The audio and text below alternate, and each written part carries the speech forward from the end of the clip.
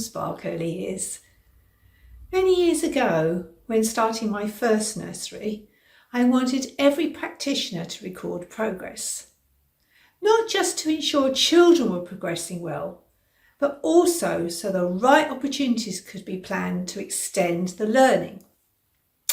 Well, the long and short of it was that we couldn't keep up with the children. So planning was a bit ad hoc. I needed reassurance if my nursery was to gain a fab reputation. The fact that children were excelling was vital to me.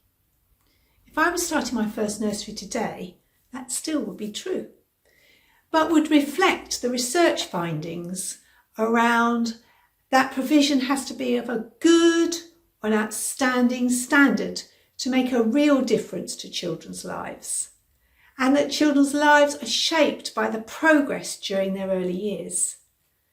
This will open up better choices in the future for a successful, happy and healthy life. Day nurseries, and one believing the child should be educated, were reasonably new in the 1980s. They tended to be run by social services or viewed as caring for children. Education started at school in the term after the child's 5th birthday.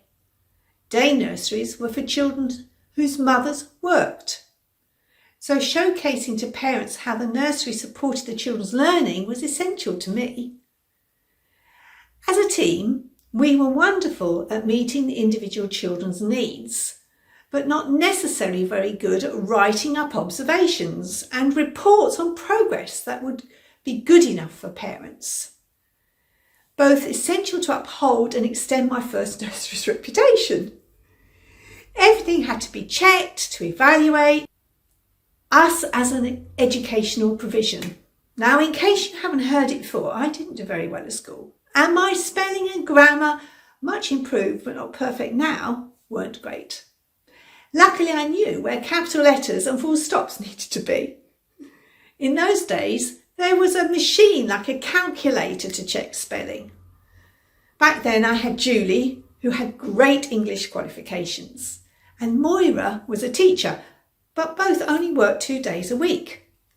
Everything got behind and the whole process became a burden rather than a celebration of children's success. Observations needed to be smart to inform, and somehow those reports, loved by the parents, well, before they got them, they were out of date by the time they progressed to the top of the pile for quality assurance. They all had to be updated. None of us enjoyed checking them, so I had to find a better way. Overall, I wanted proactive practitioners focused on the children's learning needs rather than what they perhaps preferred to facilitate, and parents' information that was professionally presented in a timely manner without the stress and wasted time that had previously hung over the laborious quality checking process. Writing things well to maintain a reputation remains a challenge in many EYFS day nurseries and preschools.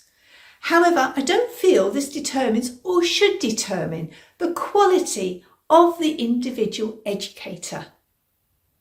Over the years, I have had many team members who had failed at school or had dyslexia.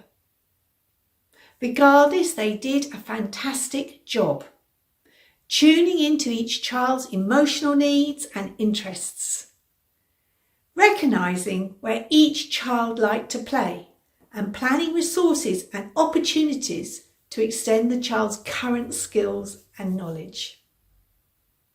It is important to support the literary skills of practitioners, but also to provide a way that helps everyone in their job roles to complete the necessary and move on happily. If you or your team would like to reflect on the cost of using time effectively in this way, then request the latest freebie from Spark. It's a rapid read that I hope will help your reflective practice. The link is below this YouTube video. Bye for now.